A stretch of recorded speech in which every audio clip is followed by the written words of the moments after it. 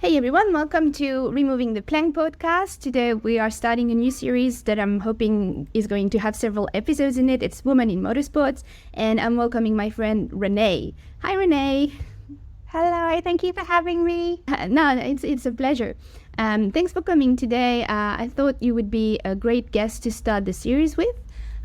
Because you're my friend in the first place, and you are quite involved into motorsport scene. You're organizing things. You're organizing events. You're driving at events. So I'm really happy that you're here, and I have lots of questions to ask you. Cool. So we are going to start with a very simple question for you today. It's, who is Renae? Do you want to introduce yourself to the audience? That's probably the hardest question. Who is Renae? Well, if you ask most people who know me, I'm very food driven. I get hangry if you don't feed me. In fact, I'm not very good at driving in the morning, so I'm often found stuffing food in my helmet.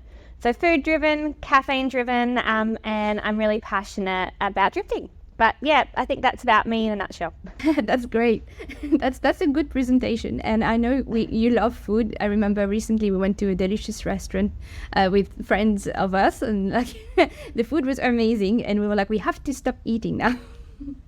I know some people tell me that not every meal can be an experience, but I'm literally every meal planning my next meal. I want every meal to be great, and I'll cry if my food isn't good. So that sounds a bit dramatic, but yes, I will cry if my food isn't good. I agree. I can relate. Well, then, would you like to tell us a little bit about your background? And by this, I mean, what got you into motorsport, and what were you doing before being involved in motorsports, if that's relevant at all? So I'm an only child. I don't have any brothers or any men in my life that had cars growing up. So I really can't remember. I remember my first car was a bright orange Cordia turbo. So anyone who knows about drifting knows they're front wheel drive, so you cannot drift them. And I really liked driving that through the Adelaide Hills because there's some great roads. And I think I must have just stumbled upon someone who went, front wheel drives aren't good enough, Renae, you need a rear wheel drive car. So I bought my first ever rear wheel drive car, which is a Nissan 200SX. And that is almost 20 years ago now, and I still have it.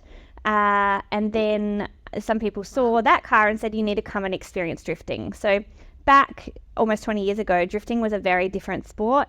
There was money in it. So there was a national series, and everyone who was driving it, they were male usually. They had $100,000 to $200,000 cars. They had sponsors. They were in proper race suits. And I remember watching it thinking, that's really cool, but that's not something I would ever do. It seemed a really long way from any sort of thing I was capable of. It seemed technical, it seemed fast, it seemed scary. So to fast forward to now, it being something that I'm doing, I just could never have imagined that. But I do also owe it to females who encouraged me to do it because, yeah, to be honest, it's a male-dominated sport. It seemed really scary, and I would not have given it a go if it wasn't for female support. How many females were involved, because you just mentioned them, when you were trying to enter the scene and everything like that? So back in the mid-2000s, I remember there was maybe one female. Her name's Kelly Wong. She's still around and she's fantastic. But she really had to become one of the boys' girls, if that makes sense. And that was pretty much it. I think there was a woman called Kat. She might have been from Victoria. I can't even remember because I never remember I just didn't meet them, didn't see them. And so now we've got a all-ladies drift day coming up this Friday, and we've got 25 women coming, and I love that it's grown to that's a regular thing. We try and have at least 2 events a year, and we get at least 20 females. So I think that's great. That's awesome. Actually, that was a question for later, but we can actually talk about it now. So it's called the Glitter Gang, is that correct? Yes. I did not come up with the name because I actually really dislike glitter. I don't know if you've ever gone to bed wearing glitter. Don't ask me why I did, but I remember being haunted by the glitter for years and years and years. And I'm just not like a flowery, girly person. So when someone came up with the name Glitter Gang, I wasn't going to be negative though, and I think it is a lot of fun. So it was started by 6 South Australian girls who just have all loved drifting and all have very different backgrounds. That's been our mutual connection. We probably wouldn't have met otherwise because we're from totally different worlds and we all live in different parts of South Australia, but we've become best friends. And That's awesome. I was just gonna say, so do you also practice together and coach each other and things like that? Is there a bit of cohesion within the group? Yeah, there's a lot of moral support as well as driving support. So it's been actually rare to have the 6 core group of us drive together just because of car issues. Unfortunately, cars do break and they're very expensive. So this Friday we're really excited because all 6 of the core group are driving along with the 20 plus.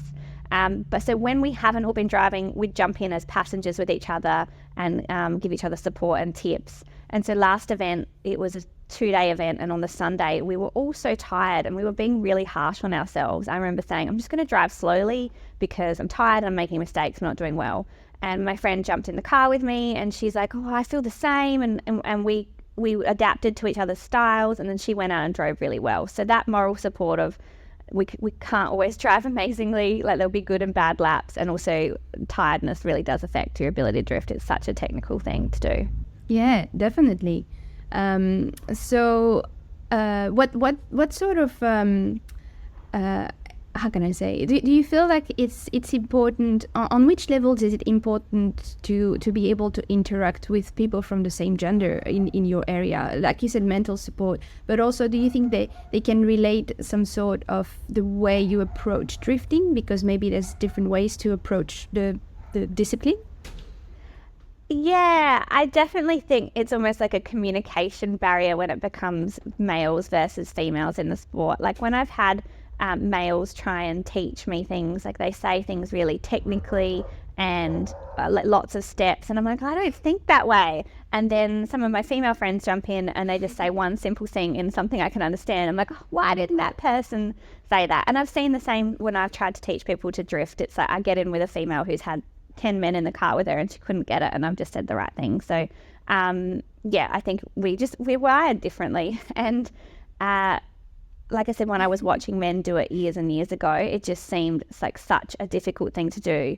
And now to be able to go 150 kilometers sideways without even blinking is just an amazing feeling. That's great. I was asking this question because, well, you know it. I don't know if the audience knows it, but I come from racing freestyle drone background, and I've noticed some similarities in the way of our brains thinks a bit differently. And a lot of female pilots that I have interacted with online for a long time, they also thought they were not good enough to start sharing their footage. They were waiting to I don't know what they were waiting for, because in my opinion they were already quite good. They were able to go where they wanted, which is what matters with drone racing.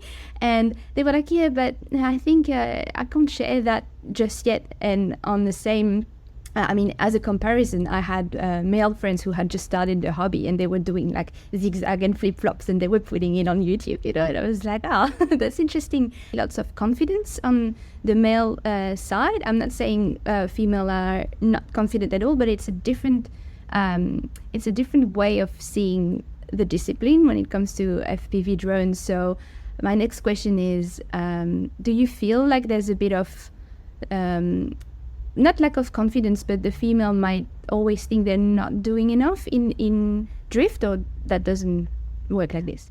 I definitely agree with that, but I also think we're just more vulnerable naturally. So what was a really touching moment is one of the people who actually introduced me to drift, he was in the top 8 of our competition on the weekend. And he said, I've been doing this for 20 years, Renae, and I'm still nervous a week before the event. And I thought that was amazing. I'd never heard that vulnerability, but have someone who in my head is just like one of the best drivers out there to have that vulnerability of I still get nervous was the first time I'd heard that, and really relatable. So I think females, we're just more vulnerable, and we're going to be more critical of ourselves and more open about some of the concerns we have, whereas maybe men are just faking it till they make it. Yeah. Do you think that could add some stress for them? Maybe it would be beneficial for them to be a little bit more, tell their friends, I'm not feeling up for it tonight, or something like that. I don't think we can change men. Men are going to be men as females. What is it? Men are from Mars, women are from Venus. Yes, that's very true. Well, coming back a little bit to you, what motorsports project are you currently running, and even in the past, which one have you run that are now over? Just to see a bit the scope of things that you're doing. Well, I haven't actually been that involved in motorsport my whole entire life. I had never been to like a Formula One race or any of that sort of sport. But drifting, I'm part of the volunteer organisation Drifting SA. So without the volunteers, we wouldn't be running any drifting events in South Australia. So I think Victoria, for example, have some for-profit groups like Keep It Re, and it's great that they're able to make a business out of it. But Drifting SA really relies on people donating their time and efforts to put together what I consider world-class events. We have a great live stream. We have amazing drivers. They are literally driving on each other's doors. We just don't have huge money and huge prize money. But we run about 10 events a year. Some of them are competitions, some of them are drift schools. So drift schools are where people can bring their own car or hire a car to learn to drift. We usually get about 25 participants each event, and it's amazing seeing them progress into competition. And we also have lots of people coming from interstate to our events too. So that's a great way to meet people like yourself who come over for our events. So that takes up a big part of my extracurricular time. It's certainly not my day job. I've been also helping now organise all Ladies' Day events because of my knowledge of Drifting SA. And then I also do some charity car shows, which are All Japan Day. And that we get about now 700 cars that come together every year just to have a static display and raise money for charity. So anything that involves cars and I can help in some way, I'm always happy to help. That's awesome. I know you're a busy person, because even to schedule this episode, I was like, can you do this? You're like, no, I have the girls' day. And then, no, actually, I have this one. I'm like, that's okay. How do you manage doing all this? Because this is not your job. So for people who would be interested to start doing this, to help their own state, or how do you organize your schedule? Well, I'm one of those people that the more you give me, the more productive I am. If I have nothing to do, I actually slow down. So I'm a serial multitasker. But the way I got involved was I went to an event, and because I'm a serial multitasker, I remember watching and asking Stewie, who you know, do you need any help with these sort of things? And so I would go to the events and shadow and watch what was happening, and eventually got so advanced that I could run it. But I think just putting your hand up and saying, can I learn or can I help some way, is a great way to get involved. And it's become like my family. Like we have an end of year Christmas party, which is our volunteers as well as our club members. And there's 100 of them, and they feel like my family now. Because sometimes you don't only just do South Australia, you travel to Melbourne, Victoria to help event people as well. Is that correct? Yes. Oh, hopefully I was a help. It was very cold at the last Keep It Re event I attended, and very rainy. And so I don't know if you saw in the live stream, I actually I borrowed someone's golf buggy. And so you can just see me running around trying to drift a golf buggy because it was so wet. So I do hope to come back in warmer weather. I was a bit soft going, what is this horrible Melbourne weather? Have you ever run an event and also competed the same day? I drive them. I haven't competed. Stewie has tried to run an event and compete, and that was quite interesting because the world stopped while he was driving. It's like no one knew what to do. So my goal next year is to hopefully have a car that is suitable to compete, and also have trained up enough people to do the jobs I do at an event so I could compete. But things like last weekend, I drove for half an hour and then I raced out of the car, and I had to do some live stream interviews. So I did them with my helmet hair, and then I wanted to drive again. So I raced back in the car. Then it was time to start getting the competition ready. So I guess I just have to be tactical about when I'm driving. But you'll often find me with like radios in my car and people going, where's Renae? We need her. Oh, she's on the track. And one funny time, I must have had a radio stuck under my seat because I actually drove lots of laps of drifting with the radio jammed on. So they're hailing me down going, do you have radio in your car? All we can hear over the radio is drifting. I'm like, oops. So I've gone around again and they're like, do you have a second radio in your car? I've somehow got two. Yeah, anyway. So that I'm banned from you had radio. Two radios. It's just bad because if something had happened, no one could communicate because I'd jammed the signal. Whoopsies. Yeah, I didn't think of that. So, in general, whether it's organizing events or while driving during them, what do you think is your favorite part, or what do you prefer doing in general during these events, whether as an organizer or as a driver? I think I like doing both. So it's a lot of work to organise an event beforehand and afterwards. So people think you just rock up and make things happen, but I've got a lot of administrative and organisational stuff I have to do before and after an event. So to see it come to fruition after all that work is wonderful, but then it's a great reward to also be able to drive it. So I wouldn't choose one or the other. I know that if I was just organising events and not driving, I'd probably get a bit of FOMO, fear of missing out. And then if I was just driving, I know how much my contribution has advanced drifting in South Australia, and I would not want the sport to be lesser than it is, because I know it relies on volunteers like myself. So I wouldn't give up the organising side if just to drive. I'm always happy to help. Yeah. Is it hard to find volunteers? It's hard to find volunteers that have the right mindset, because it's a very quick thinking sport. There's a lot of safety side of it too. That's not something that people just know straight away. But then also for competition, it's a forward planning, proactive pace. I always have to be 2 steps ahead. I always have millions of things on the go. So that's really hard to teach people. But we have some great volunteers who have learned so much over the years. And for example, unfortunately, my dog got sick at the second to last competition, and that was really nervous leaving that competition to go to be with my dog, but they all rallied together and made things happen. But they did say, please come back, they don't leave again. They miss me. But yeah, it's a behind the scenes. There's a lot of things people just don't realize are happening to make it look like a seamless experience, especially on the live stream, so people aren't going, why is there no drifting happening? Do you want to talk a bit about this, actually, the thing that people might not know if they just attend an event as a spectator or watching a live stream? What's actually going on behind the scenes? So it's a judged motorsport, and our system is a scoring system. So there's usually 3 judges putting in scores for different battles. There's a lead and a chase car, and those scores have to be calculated, and then someone has to relay those results to the drivers so they know who they're up against next. And I think that's the hardest part, because you often find that a driver's gone to the toilet, they have no wheels on their car, so I'm running around going, get in your cars, go line up. I think they don't understand like how the drivers end up on track. They don't just magically appear. And what else would people not understand about drift? That's a good question.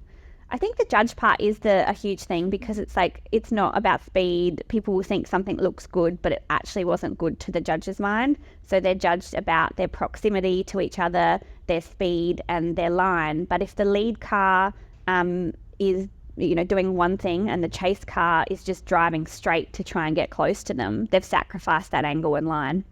So they don't get as many points. So trying to explain that to people, because they're like, oh, that car looks like it won. It's not how it goes in drift. That's actually a good point. It's funny because we started this episode, you and I knowing what drift is, and probably you more than me sometimes. I mean, I think I understand, but we forgot to explain what drift consists in case some people Yeah, can you edit it and put and don't know what it is. You might have to edit it and put it at the start. All right, insert here. This is the introduction of drift. What is drift? Drift is such a foreign feeling. I find it hilarious where people are like, that looks dangerous, but you really can't get to the level of drift that competition drivers are doing without lots of practice and the technical skills. So it's that getting used to the rear end of your car sliding out on you and controlling that. And what I love is there's so many different ways to drift. So a lot of people learn through just ripping the handbrake, turning the wheel and, spinning out a bit. Other people use clutch kicks, or what's hardest is a weight transfer, which is just like unsettling the rear of the car. And so every time I jump in a car with someone, they drift different to me, and I find that fascinating. And so all the different cars that you can use too, obviously they have to be rear-wheel drive, but there's lots of Japanese cars. You're seeing more Holdens and Fords now. Someone just won our competition, the level 2 drivers, in a Ford wagon, which is this big wagon. So I love the diversity of the cars that you can use. People were using $500 cars, but then you can also spend $200,000. So it's a diverse motorsport. Young and old people do it. I say old, sorry, but Stewie's dad does it, which is impressive. I think he's in his 60s now. And then people coming up in 14 on their simulators and then progressing to be drivers as well. We've seen a really impressive Western Australian driver come over. I think he's 20 now, but he has been winning competitions since he was 16 apparently. So yeah, it's a diverse, technical and fun motorsport. Yeah, it looks to me from an external point of view, it's similar in many ways to the racing drone community. I feel like it's full of nerds, but in a good way. I love nerds. Do you agree with that? I don't think I know enough about the stream. I'm trying to think of, I know that steering something in the air has always felt unnatural, and I think drifting feels unnatural. You're going against your brain, like you want to catch the steering wheel because you're out of, but you need to do something called counter steering. So I think anything that is, obviously a bit unnatural for your brain seems to be attract the nerds. You're right. Whereas anyone can drive fast in a straight line. That's correct. Well, I'm adding more question to the list that I had made, and that you already had read. But because we're talking about something a bit unnatural indeed, or like counterintuitive, how did you specifically learn to drift? What was your process? Did you learn with different people? Like, how did you actually learn? It was really hard. So I started in my street car, my Nissan 200SX, and I was really bad. So I went out to a Malala track day and just got used to going fast and letting the rear end slide out a bit. Then I finally went to a drift school, but the drift school you start with doing basic things like a donut. And I could not get that. I would spin out. So basically you sit there next to a cone, you build the revs, drop the clutch, do a little turn of the wheel, and you're meant to be able to hold a donut. But I just kept spinning out. And I had 5 different people jump in the car with me. I was getting really hot and flustered. And it wasn't until the end of the day someone said, I think your car is open wheeling, meaning one wheel spinning on me. And that doesn't help you at all. So, but it took 5 people to say, well, your car's not helping you. So I went and got my diff sorted. And again, it still took me ages. It's just like that seat time thing they say. It just takes practice. But the moment it clicked, I remember really vividly, because drifting is all about balancing the steering and the throttle. And I had borrowed Stewie's car, which is now my car. I'd borrowed Stewie's car on the wet skid pan, and I was still trying to do that donut thing. And someone said the word feather. I'm like, what? Feather. They wanted me to feather the throttle. But that terminology just suddenly clicked in, and I was suddenly able to feather it, meaning because if you accelerate too much when you're trying to do a donut, you spin out. If you don't accelerate enough, your car doesn't get sideways. So it's that perfect balancing act and that perfect feathering action that suddenly I had. So I think it took me a bit longer than some because I really needed that word. And then from then on, though, I bought Stewie more forgiving. Like I could go around a corner and throw too much angle and the car would catch itself, whereas a lot of people in basic cars would just spin out.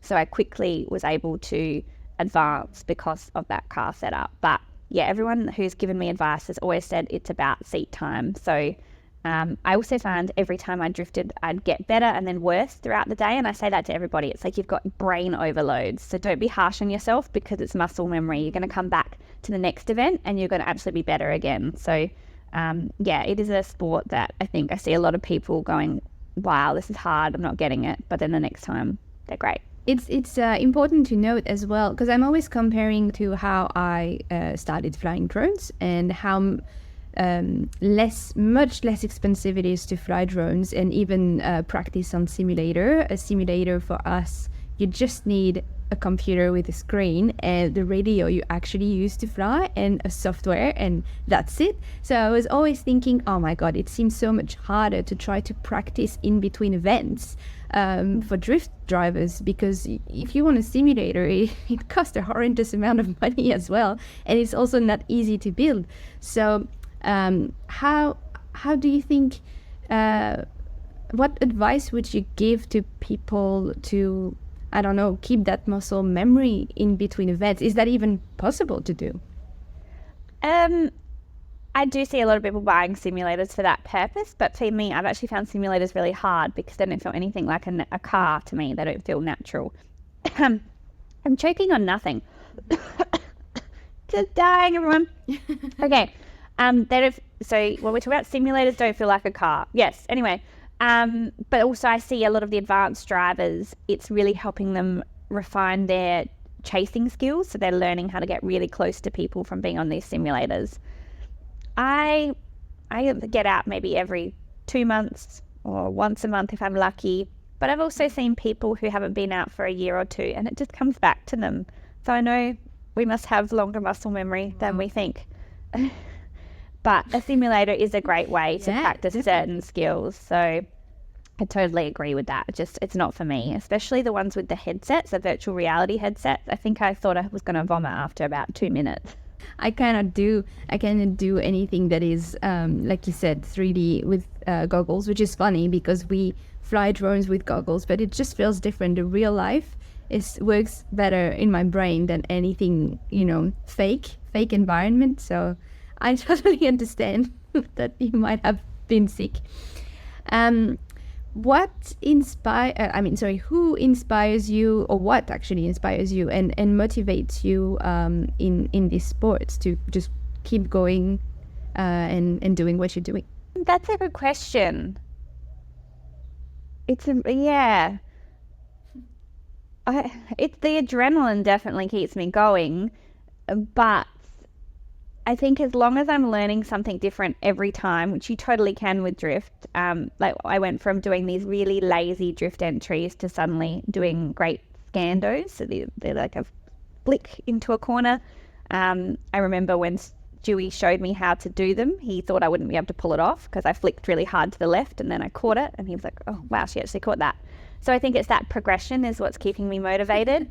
And I think there's endless possibilities. Like you see people who've been driving for 20 years, but they're learning now to be able to touch other cars without crashing into them, or they're learning different layouts and corners. There's so much possibility with drift. It's never just the same track, the same corner, the same drivers. So that definitely motivates me. In terms of any people, I don't know. I've never been a person that looks up to people because I feel that means I'm going to compare. So I just admire resilience. I admire people who don't let bad stuff bring them down. Like it sucks when your car breaks, it sucks when you get crashed into or something happens, but to keep going and keep trying, I really admire that. Yeah, you have to in this discipline. I feel like exactly what you said earlier, that it's so often that something breaks and then it gets in the way of you even driving a full event. Actually, how do you deal yourself with the frustration of something breaking? I was really lucky for the last 3 or so years. I had a very reliable car. In fact, I would sometimes forget to open the bonnet and I'd be like, oh no, have I checked the oil? Last few events, I have been really unlucky. So there was one event where my partner was not there to support me and he's built the car. And so that was a little bit nerve-wracking because there's lots of things I don't understand the way he's done it. So every time my car broke, it was so heartwarming when people would just come together, people I barely knew, to have a look, fix it. Especially with running an event, I was walking off and I'd see 5 people under my car fixing whatever it was, that power steering line or I can't remember what other things broke. And they're like, off you go. Like, it's just such a supportive community and I'm so blessed for that. Same thing with last weekend. It was an 8.5 hour track day and my car broke in the first 5 minutes. And someone just happened to come along after 20 people looked at the car 8 hours later and wiggled the right wire and the car worked again. And so same thing, let's go out. Like I love that. It's almost like a cheerleader sport in the fact that everyone is genuinely supporting and wanting the best for each other. And I'm really lucky it's not a cliquey sport whatsoever. It's what keeps me going in it. Yeah, it's very true. For having witnessed that, even people you're going to battle later actually are like, what are you missing? Which part are you missing? If they can help, they help you, and that's very nice. I know. Yeah, it's just, and I people think when I explain that to people, sometimes they just don't get it. But when they join the community after being outside of it, they're like, wow, like this is just they've never seen anything like it before. I had a question that popped up in my mind while you were talking. In the FPV community, it's also a male-dominated hobby, the FPV first-person view drone community, for people who are not familiar with the word. And it's definitely a lot better these days, I would say. But when I started, there was a lot of expectations on any pilot, any gender. You wing the drone because, we build our drones ourselves. Like, we solder everything, we program, we tune. Obviously, that's easier than with a car, I would assume, but we still have to do this. And then there's the expectation, obviously, of flying or racing properly. And I felt at the time, because there were less women in the hobby, we were a bit scrutinized, and it was really important that we were the ones building our drones. Like, if we had a boyfriend and if he was building our drone, it was a bit like looked negatively at, that people would be like, oh, she doesn't even build her drone. I feel like now it's better. But just that to say that at the time, there were also people from the other, like, who were male and didn't build their drones. A friend helped them build it, or they bought it already built, and then when it was broken, they would just bring it to a shop to get it fixed. And there was less criticism. I was wondering, is there anything similar that you ever felt in the drift community, or is it better in general and more tolerant? Yeah, I haven't heard anyone expecting females to have built their own cars. Obviously, they think it's great if a female has been involved in their build, but I haven't heard any commentary about otherwise. And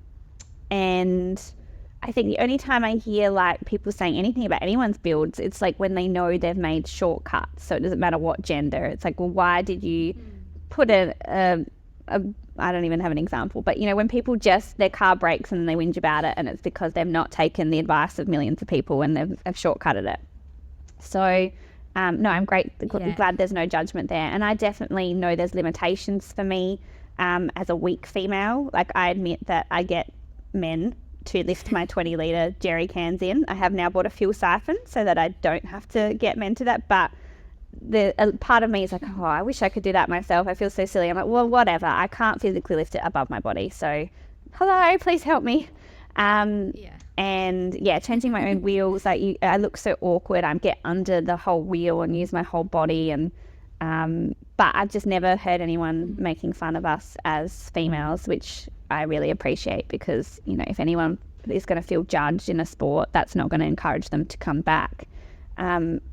I think it could have been like that a long time ago, but that's where I think such a strong female community has really helped. We are all there supporting the guys as well, and so they support us back. That's awesome, because that's only when I started dating my partner that who's drifting, that I realized, why are we putting so much pressure, not just on female in my own hobby, but everybody, to be able to do literally everything, build the drone, tune the drone, fly the drone, because I realized that in drift, sometimes people don't tune their car. They take it to someone who knows how to tune, or they needed to change some parts in it, but they don't do it themselves. They can ask a friend to do it. And I was like, this seems a lot more natural, because it's hard to be good at everything. And also it's hard to be interested in everything. Personally, I can build drones, but it doesn't matter that I love doing it. I prefer flying. And on the other side, I have friends who love building their drones and fine-tuning it, and then the flying is good, but they lack the first, the preparatory, the first phase of it. So I definitely realized, thanks to drift, that it's okay. You don't have to be an expert. And I hope that it's going to happen in my hobby, that people will chill and relax and be like, okay, you don't have to do every single thing. I really like the fact that you said you support the men, and so they support you back. I feel like it must be a great feeling to be less intimidated the first time you join the sport. Yeah, it's crazy, because I do remember when I first started being like, I don't want anyone to watch me. That was my biggest fear, looking silly.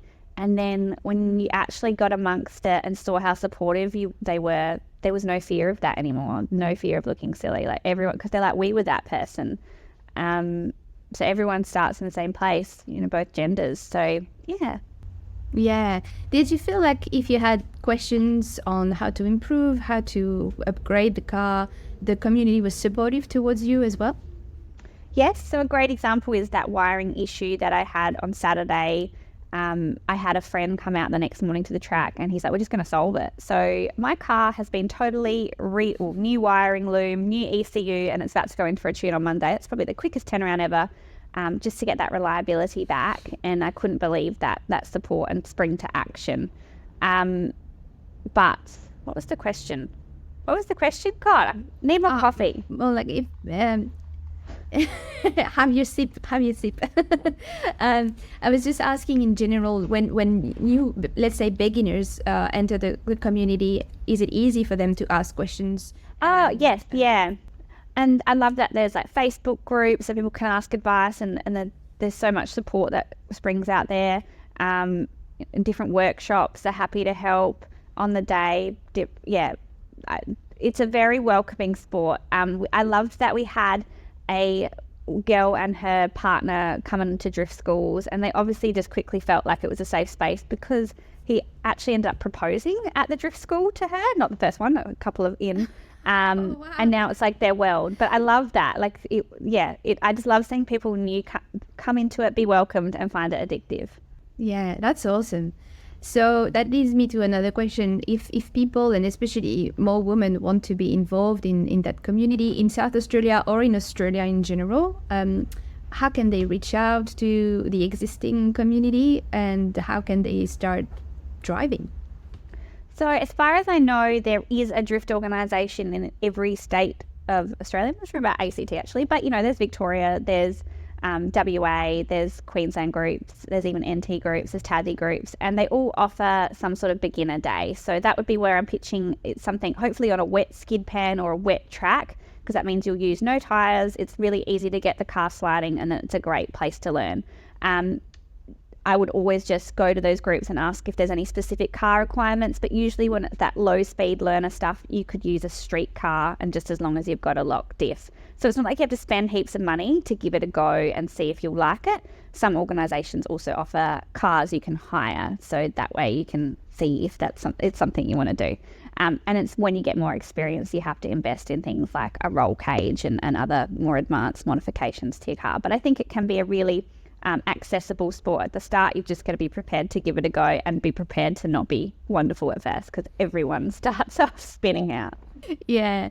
Do you think it's one of the most accessible motorsports discipline of all of them that are available in Australia?